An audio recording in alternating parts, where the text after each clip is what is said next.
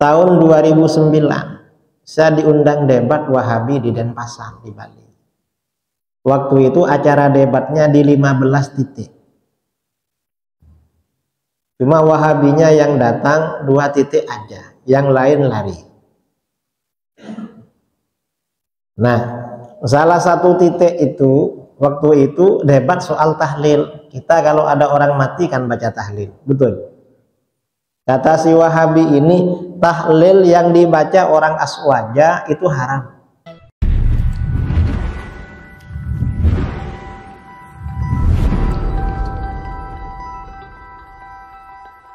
Cuma mereka ini promosinya, pencitraannya di media massa luar biasa, di media sosial, seakan-akan ramai, padahal ya tidak ramai, minim. Dan dari kelompok mereka yang kembali ke Ahlus Sunnah itu banyak, bahkan ustadz-ustadznya yang kembali ke Ahlus Sunnah banyak juga.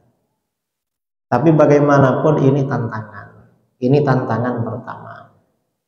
Nah, tantangan Salafi Wahabi pada kita ini apa? Perbedaannya Wahabi dengan kita yang Ahlus Sunnah wal Jamaah. Tantangan pertama, mereka ini biasanya membangun propaganda kembali kepada Al-Quran dan Sunnah. Itu di mana-mana, kembali pada Al-Quran dan Sunnah. Ini karena Al-Quran dan Sunnah ini propaganda mereka, maka apapun selalu dihubung-hubungkan dengan Al-Quran atau Sunnah. Sampai-sampai orang Wahabi ya kadang bikin apotek, nanti dikasih judul apotek Sunnah. Itu hanya propaganda. Dan mereka ketika berbicara tentang Al-Quran dan Sunnah ini perlu digugat. Mengapa perlu digugat?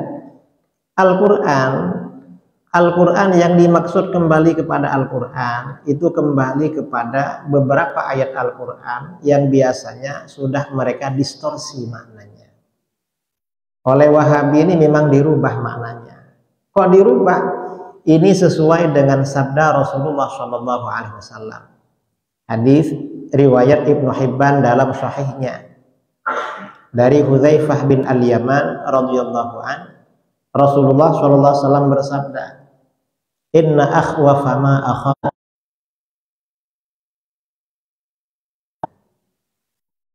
Sesungguhnya sesuatu yang aku khawatirkan pada kalian adalah seorang yang baca Quran. Artinya apa? Berarti bahaya ini baca Quran.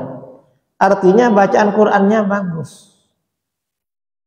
Hatta idza ru'iyat bahjatuhu alaihi, hingga ketika orang itu kelihatan indah karena Al-Quran. Kok indah karena Al-Quran? Ya mungkin suaranya mirip imam kita tadi. Kemudian juga ya enak suaranya. Orang tuh kalau suaranya merdu kan kelihatan indah. Wasara rid'an lil Islam, dan dia menjadi penolong Islam. Indah karena Al-Quran menjadi penolong Islam. Kok penolong Islam? Mungkin dia imam masjid, buka rumah-rumah tahfidz di mana-mana, buka Islamic Center, lembaga pendidikan, orang diajak belajar ke sana. Setelah begitu apa yang terjadi? Ghayyarahu ila masyaallah. Orang ini merubah Al-Quran, ajaran Al-Quran dirubah pada apa yang Allah kehendaki. Artinya Al-Quran diterangkan, ditafsirkan tidak sesuai dengan yang diturunkan oleh Allah dan dijelaskan oleh baginda Rasulullah SAW. Jadi Al-Quran dirubah maknanya, fansalakha minhu wa nabadhahu wara'a dhahri. Lalu dia melepaskan dirinya dari Al-Quran, Al-Quran dia lempar, dia buang jauh-jauh ke belakang. Fasa'a ila jarihi bisayif, lalu dia menyerang tetangganya dengan pedang. Tetangganya dibantai, dibunuh, seperti yang dilakukan ISIS di Irak, di Syria. Itu kan orang Wahabi. Mengapa tetangganya dipedang? Waramahu bisyirki, dia tuduh tetangganya itu telah syirik. Mengapa dituduh syirik? Ajaran Al-Quran dia rubah. Ini Wahabi. Jadi Wahabi ini walaupun bilang kembali pada Al-Quran, tapi Al-Quran yang dirubah penafsirannya itu. Sahabat bertanya, ayyuhuma aula bisyirki ya Nabi Allah, ar-rami amil marmi. Siapa dari keduanya yang lebih berhak dianggap syirik, hai Rasulullah? Yang menuduh syirik atau yang dituduh syirik? Rasulullah SAW menjawab, balir rami. Justru yang menuduh syirik yang lebih berhak dianggap atau divonis syirik. Nah, ini siapa kira-kira? Kriteria orang bacaan Qur'annya bagus,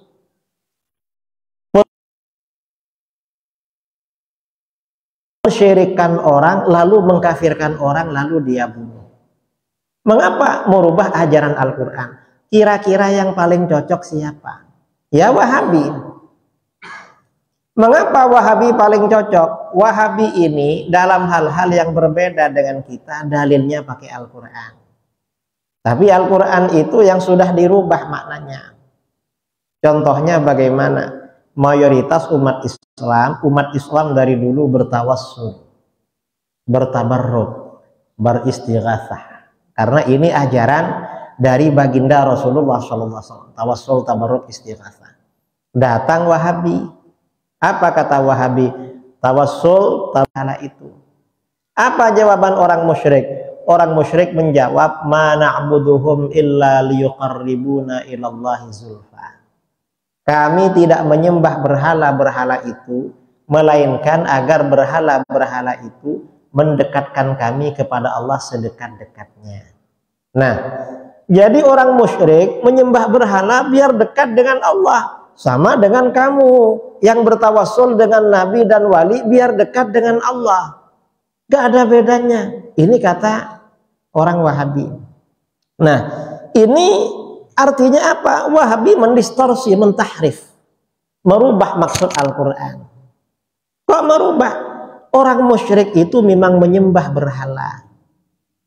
Makanya di dalam Al-Quran pakai redaksi ma na'buduhum illa liyuqarribuna ilallahi zulfa.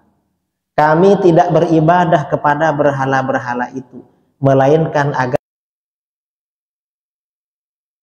Artinya orang musyrik memang beribadah pada berhala. Adapun orang yang bertawassul dengan nabi, bertabarruk, beristighatsah dengan nabi dan wali, itu bukan beribadah kepada mereka, ibadahnya kepada Allah. Para nabi dan para wali itu hanya dijadikan wasilah di dalam beribadah pada Allah. Dan itu memang perintah Al-Quran. Di dalam Al-Quran, ya ayyuhalladzina amanu taqullaha wabtaghu ilaihil wasilah. Hai orang-orang yang beriman, takutlah kamu kepada Allah dan carilah wasilah, perantara menuju Allah. Termasuk wasilah menuju Allah ini bertawassul dengan orang soleh, dengan nabi. Mengapa bertawassul? Al-Quran pula yang menerangkan. Rasulullah SAW sendiri juga yang mengajarkan kepada para sahabat. Nah, artinya apa? Wahabi ini ketika berbeda dengan umat Islam, mengkafirkan orang, merubah Al-Quran. Mereka merubah pada Al-Quran. Ini contoh ya, contoh. Ini contoh lagi ya. Wahabi membid'ahkan orang merubah Al-Quran. Tahun 2009 saya diundang debat Wahabi di Denpasar di Bali. Waktu itu acara debatnya di 15 titik. Cuma Wahabinya yang datang 2 titik aja, yang lain lari. Nah, salah satu titik itu waktu itu debat soal tahlil. Kita kalau ada orang mati kan baca tahlil, betul? Kata si Wahabi ini, tahlil yang dibaca orang aswaja itu haram. Baca tahlil haram. Saya tanya sama dia, siapa yang mengharamkan baca tahlil? Kata dia Al-Quran. Loh, ayat yang mana yang mengharamkan? Saya belajar tafsir Al-Quran pada kiai saya sampai hatam. Tidak ada penafsiran yang mengharamkan tahlil, apalagi ayatnya. Kata dia ada. Mana? Ayat 2 surah Al-Mulk. Allazi khalaqal mauta wal hayata liyabluwakum ayyukum ahsanu amala. Dia yang menciptakan hidup dan mati Dia yang menciptakan mati dan hidup untuk menguji kamu. Siapa di antara kamu yang paling bagus amalnya? Nah, kata si Wahabi ini, spirit dari ayat ini, kita ini bagus-bagusan amal yang bagus. Sedangkan orang yang tahlil itu maunya banyak-banyakan zikir, itu tak bagus, makanya haram. Artinya apa? Al-Quran ini dipikir sendiri, saudara. Mungkin dia juga taunya dari terjemahan. Lalu saya bilang sama dia, sampeyan ini memahami ayat Al-Quran ini pakai pikiran sendiri. Dan logikanya gak nyambung. Mengapa gak nyambung? Spirit dari ayat ini, manusia ini bagus-bagusan amal. Diuji oleh Allah siapa yang paling bagus amalnya. Karena ujiannya siapa yang paling bagus amalnya, maka berarti bagaimana? Tentunya yang dilarang kebalikan bagus. Apa? Amal-amal yang jelek. Karena spiritnya bagus, maka yang dilarang yang tak bagus. Mestinya begitu. Loh, kalau zikir banyak itu gak masuk di sini. Mengapa? Karena banyak bukan kebalikannya bagus. Banyak itu kebalikannya sedikit. Sedangkan zikir itu semakin banyak semakin bagus. Dianjurkan, diperintahkan dalam Al-Quran. Ya ayyuhalladzina amanu dzkurullah dzikran katsira. Hai orang-orang yang beriman, berzikirlah kamu kepada Allah sebanyak-banyaknya. Berzikir malah sebanyak-banyaknya. Bukan sedikit-sedikit, yang paling sedikit paling bagus. Salah itu, yang paling banyak yang paling bagus. Saudara bilang zikir kalau banyak berarti tak bagus. Loh, itu justru yang melanggar Al-Quran. Wong Al-Quran nyuruh zikir paling banyak, kamu malah bilang gak bagus. Berarti ngomong kembali pada Al-Quran itu omong kosong namanya. Gak bisa jawab dia. Artinya apa? Wahabi itu merubah Al-Quran, saudara. Ini beberapa kali. Setiap pakai dalil Al-Quran, Al-Quran itu dirubah. Mengapa dirubah? Mereka gak pernah mengaji tafsir. Gak pernah belajar tafsir. Ini masalahnya. Karenanya hati-hati dengan Wahabi. Dan ini bahayanya. Saya bulan Agustus undangan ke Sumbawa, Nusa Tenggara Barat. Ke Bima, Nusa Tenggara Barat. Saya sampaikan hadis tadi. Orang Wahabi yang merubah Al-Quran lalu mensyirikan orang. Karena disyirikan dibunuh oleh dia pakai pedang. Kiai di sana sebelum saya ceramah menyampaikan sambutan. Kata beliau, Kiai, kami ini ahlus sunnah. Karena ahlus sunnah setiap malam Jumat kami baca maulid. Ya Nabi salam alaika. Pakai rebana. Terus, karena kami baca maulid tiap malam Jumat, tetangga sebelah ini anti maulid. Mensyirikan maulid. Alhamdulillah tiap malam Jumat kami dapat hadiah kiriman batu bata melayang ke sini. Dilempar batu bata, saudara, orang baca maulid, baca sholawat. Pas saya ceramah menyampaikan hadis itu, saya bilang, beruntung tetangga saudara cuma punya batu bata. Coba mereka punya bom, kira-kira dikirim apa enggak ke sini? Kan sudah habis, saudara gak ngundang saya ceramah di sini. Mengapa? Karakter mereka memang seperti itu. Ini yang namanya kembali kepada Al-Quran. Kembali kepada sunnah, tidak jauh dari situ juga Wahabi itu. Yang dimaksud kembali kepada sunnah. Hanya sebagian sunnah saja yang cocok pada mereka. Yang gak cocok gak dipakai itu. Dan mereka memahami sunnah itu tidak seperti pemahaman para ulama dulu. Itu memahami sunnah. Biasanya hadis yang sering mereka bawa-bawa, hadis riwayat Imam Muslim yang berbunyi kullu bid'atin dhalalah. Semua bid'ah adalah sesat. Ini mereka. Apa saja dalilnya itu? Kullu bid'atin dhalalah. Saya dialog dengan mereka di balik papan. Ada videonya di YouTube. Saya jelaskan, bid'ah hasanah ini hadisnya lebih dari 300.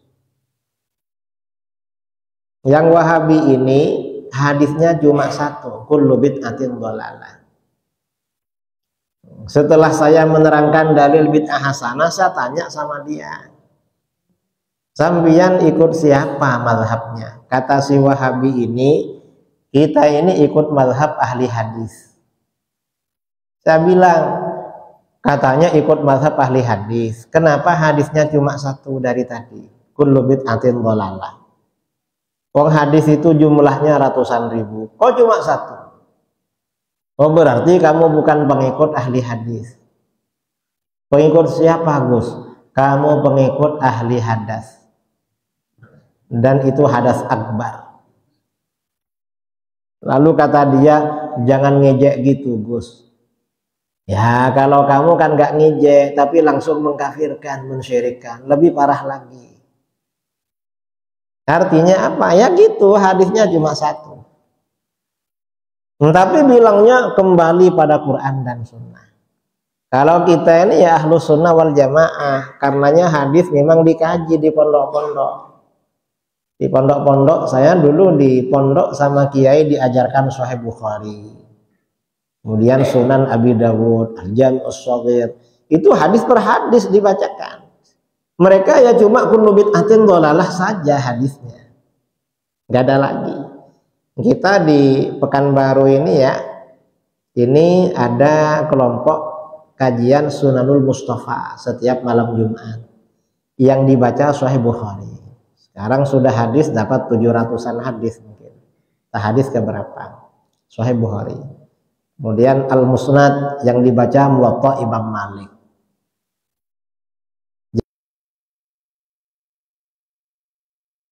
Ini propaganda kembali kepada Al-Quran dan Sunnah yang dibawa oleh Wahabi. Dan ini juga perlu digugat kembali pada Quran dan Sunnah. Apalagi yang digugat, mengapa cuma Al-Quran dan Sunnah? Karena menurut ulama salaf, dalil yang disepakati sejak masa salaf ada 4. Apa saja? Al-Quran, Sunnah, ijma, qiyas. Kalau mereka bilang Al-Quran dan Sunnah, gugatan pertama ijma'nya mana? Mengapa digugat? Dulu yang anti ijma' aliran sesat. Kalau kamu anti ijma' berarti gabung sama yang sesat-sesat.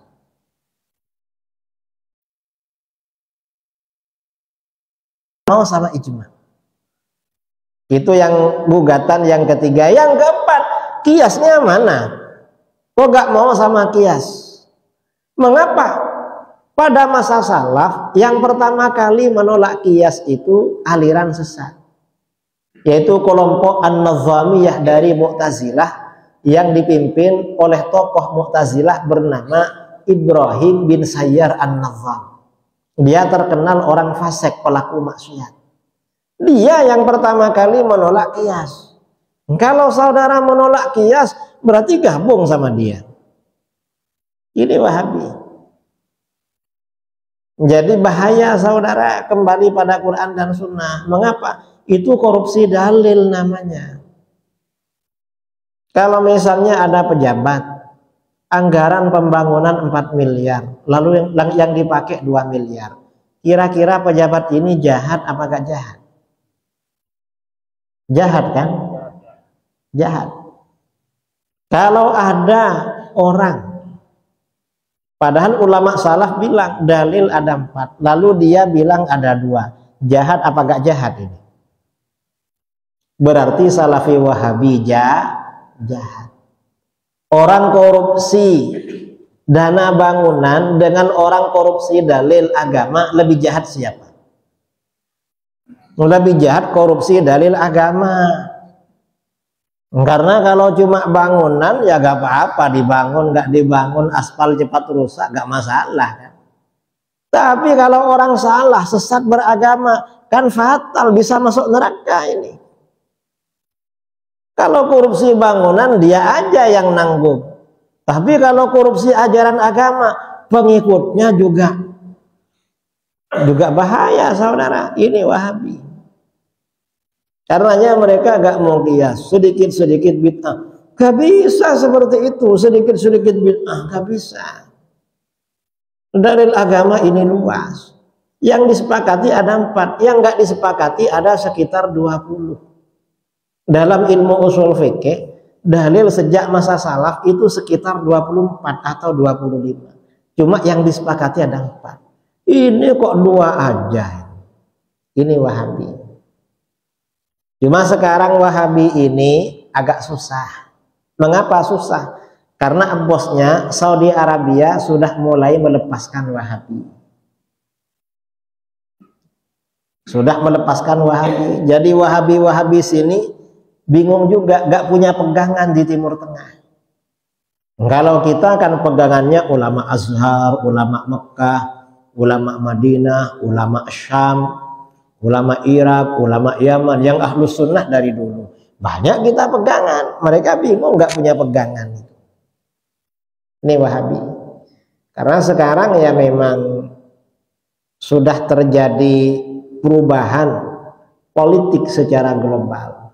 Dulu Saudi Arabia ini ditugaskan oleh Barat, Eropa dan Amerika menjadi penyebar ajaran Wahabi. Iran diberi tugas menyebarkan Syiah. Mengapa? Untuk bikin kekacauan, memecah belah di antara umat Islam. Sekarang ini Amerika sudah bukan negara superpower lagi, lemah, baik ekonomi maupun militer. Dan ini juga terjadi perubahan politik.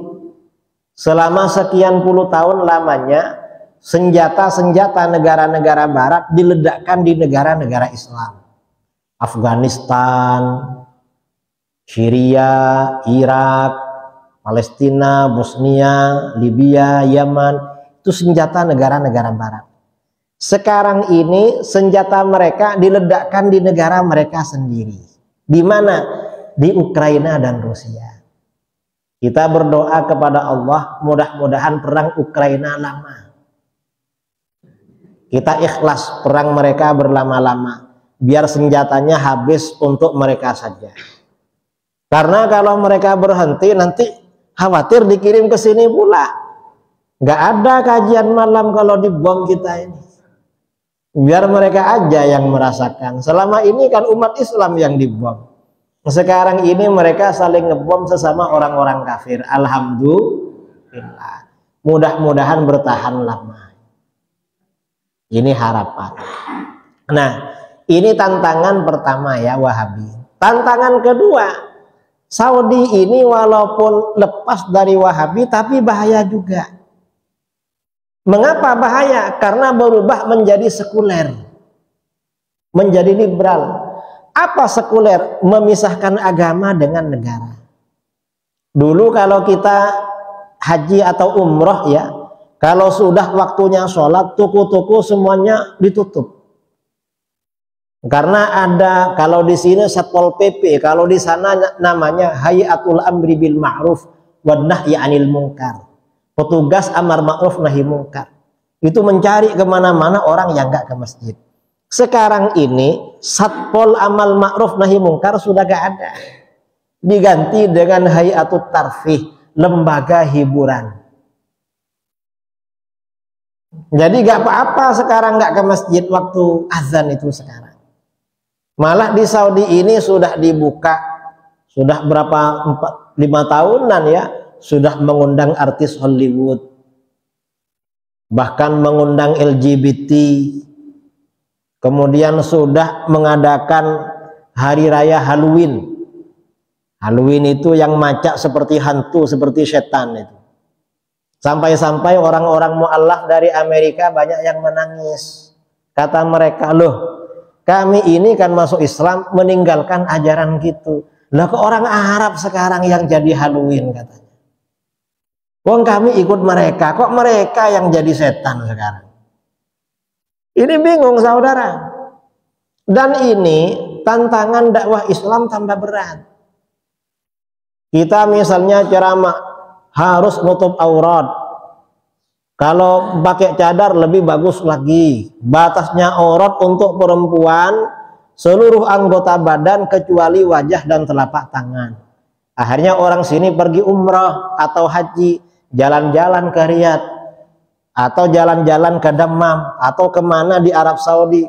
Ternyata di sana orang perempuan dah pakai kerudung, sudah tidak pakai kerudung. Bingung dia, loh kata Pak Ustadz di Pekanbaru rambut itu aurat, di sini kok dibuka. Jangan-jangan Pak Ustadz yang salah. Ini bahaya saudara, karenanya tantangan. Dan di akhir zaman seperti sekarang ini, di dalam hadis ya, ini fenomena tantangan kita. Ada hadis ya, hadis riwayat Imam At-Tabrani dalam Al-Awsat dari Anas bin Malik radhiyallahu an, Rasulullah sallallahu alaihi wasallam bersabda, ini fenomena Saudi dan sini, seluruh dunia. Apa? Rasulullah bersabda, idza stahallat ummati sittan fa alaihimud damar. Apabila umatku telah menghalalkan 6 perkara, maka kerusakan ditimpakan pada mereka, kehancuran ditimpakan pada mereka. Kalau 6 perkara ini dihalalkan oleh umatku. Kita pikir kira-kira terjadi apa enggak di negeri kita? 6 perkara. Apa? Yang pertama, idza wahara fihi muttala'un. Apabila telah muncul, telah nampak, telah merebak di antara mereka saling laknat melaknat, saling memaki-maki. Betul. Dan ini sekarang orang saling memaki-maki di YouTube, di TV. Dan saling memaki-maki ini muncul setelah munculnya faham Wahabi di Indonesia dan Syiah. Saling mensyirikkan, mengkafirkan. Kemudian ya setelah terjadi perubahan sistem politik, ini sebentar lagi ya, tahun 2024 ini kan ada musim politik. Ini biasanya kadang saling menjelek-jelekkan, sampai 5-4 tahun yang lalu ya, satu kelompok dibilang cebong, satunya dibilang apa? Hah? Kampret. Satunya kampret, satunya cebong. Entah yang akan datang nih apa namanya. Dan itu gak boleh saudara, gak boleh. Kita ini nanti siapapun yang kita pilih, tapi gak boleh memaki-maki yang lain. Kalau kita biasakan begitu, kita sendiri yang hancur. Umat Islam itu bersaudara, apapun dan siapapun pilihannya. Gak boleh saling membenci, gak boleh saling memaki-maki. Santai aja, ya wis kamu milih itu, saya tak milih ini aja. Kalau memang mau milih, saya sering ditanya, Pak Kiai pilih mana? Siapa yang mau dipilih? Belum ada, saya gak ambil pusing itu. Dan kalau jadi juga gak ingat saya. Betul? Tak jadi ya gak masalah, siapa saja wis. Gak peduli sama kita. Ini yang pertama ya, yang pertama ini saling laknat melaknat, itu tidak boleh itu. Kita nggak bisa seperti itu. Yang kedua ini wasyaribu al-khamra. Yang kedua mereka ini meminum khamr, minuman keras. Dan ini di Saudi Arabia, di Saudi sudah ada kafe, sudah ada ya macam-macam lah seperti itu. Wasyaribu al-khamra. Kalau di negeri kita di Melayu ini sudah dulu yang namanya khamr. Betul. Kalau orang-orang kampung di Melayu di Riau, kalau pernikahan biasanya kan ada karaoke. Kalau malam-malam ada yang jualan khamr kan. Miras ada. Ya memang nggak dibilang halal, cuma kan peredarannya kayak barang halal kan. Dan lebih canggih lagi sekarang karena sudah berupa sabu-sabu, sudah kehancuran. Ini tantangan bagi umat Islam.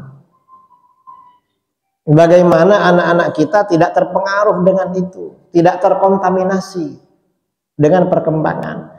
Kemudian yang ketiga, ini juga yang menggejala di mana-mana. Walabisu al-harir. Mereka memakai pakaian sutra. Maksudnya memakai sutra, sutra ini kan untuk perempuan, tapi laki-laki make. Cuma di sini mungkin nggak ada. Artinya orang-orang yang memakai yang bukan pakaiannya. Biasanya contoh ya, dulu kalau orang pakai kalung itu cowok apa cewek? Cewek. Sekarang umat Islam yang cowok pakai kalung ada apa enggak?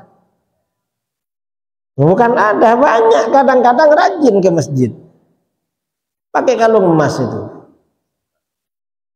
Tapi bukan yang di sini ya. Ada. Kadang-kadang pakai anting pendek, laki-laki. Di telinganya gak cukup, tambah lagi di bibirnya.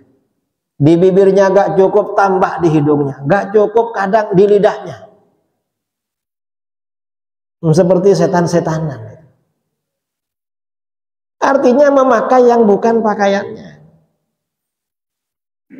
Ini bahaya saudara, karena kehancuran bagi umat Islam. Ini yang ketiga. Yang keempat, bahkan ini kadang-kadang penyanyi perempuan ini dikemas dalam bentuk yang agamis, padahal gak penyanyi religi. Lagunya lagu sholawat ya, yang menyanyi perempuan, tapi pendengarnya laki-laki yang banyak di depan, dan penyanyinya lumayan agak bagus. Nah, kalau laki-laki muda-muda kayak gini nonton, kan tidak kira merenungkan sholawatnya, pasti yang nyanyi juga nyanyi. Ya gak boleh juga.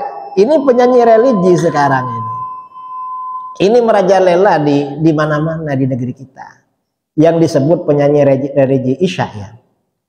Kemudian yang terakhir, yang kelima dan keenam dalam hadis ini, waktafar rijal bir rijal wan nisa bin nisa.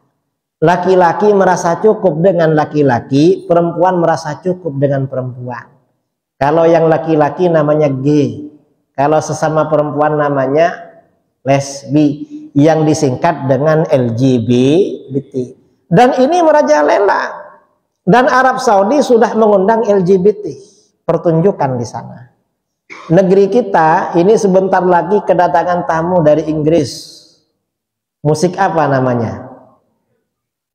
Coldplay ya, yang katanya mempromosikan LGBT. Dan ini lebih parah lagi saudara. Kata Menko Polhukam Pak Mahfud MD, KUHP 2026 akan melegalkan LGBT. LGBT itu barang halal di negeri kita. Ini kalau benar-benar terjadi ya, dalam hadis ini kehancuran ditimpakan pada mereka. Mengapa seperti itu? Ya mungkin tekanan, atau ya mungkin orang-orang yang punya kebijakan membuat KUHP dapat apa namanya, kenikmatan dari barat, atau gimana. Ini harus ditentang ini, karena nggak sesuai dengan ajaran agama. Karena LGBT dilarang oleh semua agama. Parah ini. Ini tantangan negeri kita.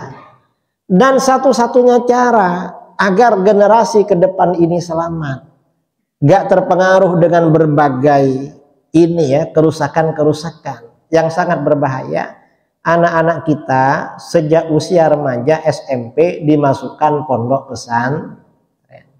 Insya Allah kalau masuk pondok itu selamat saudara.